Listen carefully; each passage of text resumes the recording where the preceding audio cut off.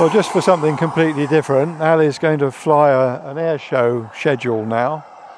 And while he's doing it, he's going to talk us through a few questions which he often gets asked when he's flying in displays. The first question, which nearly always gets asked, is, "Oh, how much that cost, mister?" It's difficult to answer, David, as you'd probably know. They vary so much, scale jets. You can get a very basic one in the air from, say, £2,000–3,000, and some of the competition scale models I've seen change hands for £20,000 to £30,000, and it's just one of those things. It's as much as you want to spend. Well, there you are. So I suggest if you're not as good a pilot as Ali, you start with one of the cheaper ones. And the other question which amazes people when they hear the answer is, how much do they weigh?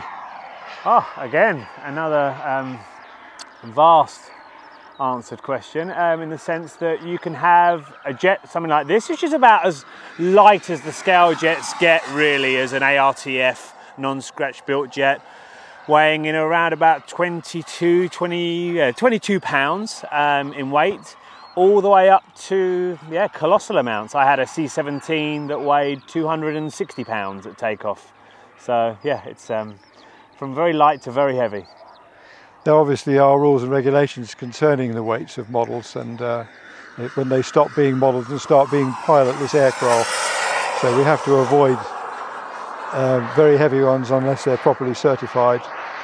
A good question is, how long do they fly for? They're obviously running on a tank full of kerosene, so how big's the tank in this one, and how long will this fly for? This one's got quite a small tank, 2.5 litres, but I get about 7 to 8 minutes safe with that, which is about average really for jets. I've had jets that fly as little as 4 minutes and as long as 12–13 minutes. 4 minutes isn't really enough, I've found, to enjoy myself, and 13–14 minutes is too much for me. I get bored after that time, so it's varied again. Yeah, and a lot of people are interested in the costs of flying, and obviously they don't just relate to the cost of the model and how much fuel you use, but also how much does insurance cost, and do you have to have insurance when you fly model aircraft?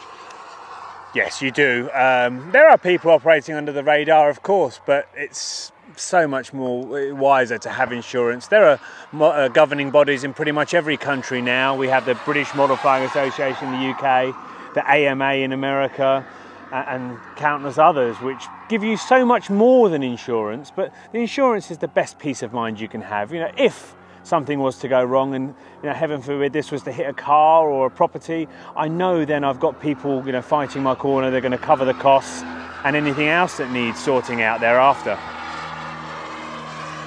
So there you have it. Join the BMFA and get yourself some good insurance. A question that I'm often asked too is the question of the quality of the runway. Do you have to have a good quality asphalt runway like this for jets, or can you fly them off grass? I've often argued that a good grass runway is better than a tarmac runway any day of the week. It does less damage if something was to go wrong. It's friendlier on the wheels and tyres. So no, you don't have to have a concrete runway. What you do have to do is pick the airframe that's suitable to the runway you have. So if you have a short piece of rough grass, you don't really want to be getting something like a F104 or F16, F5, something like that. Look at something like a Hawk, an Albatross, an L39, an MB339 that has big wheels, trailing link undercarriage, and a relatively sensible takeoff and landing distance. One of the problems with flying off grass is ingestion, so things like an F16 with a air intake right underneath the belly is probably not the best thing to choose. What about,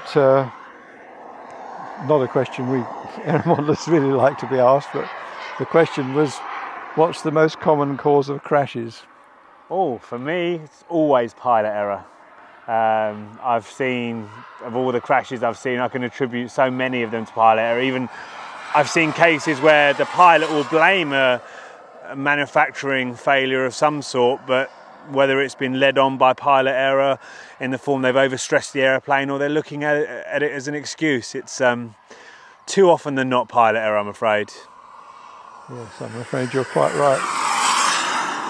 And you fly full size as well, Ali. So it's quite an interesting question. This one is concerning how real does it feel to you flying a model compared with when you're flying full size?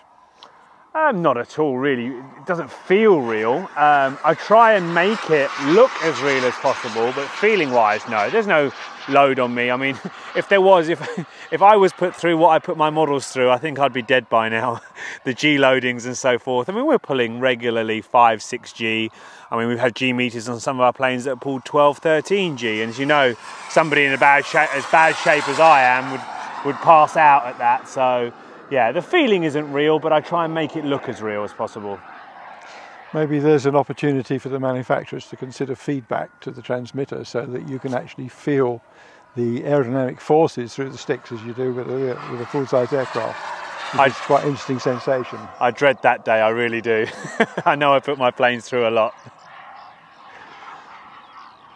Okay, I think after that we'll just watch Ali fly through his air show performance. There's a waggle of the wings to show that that's the end, and he'll be setting himself up for the landing. Here we go, another typical Ali brilliant touchdown.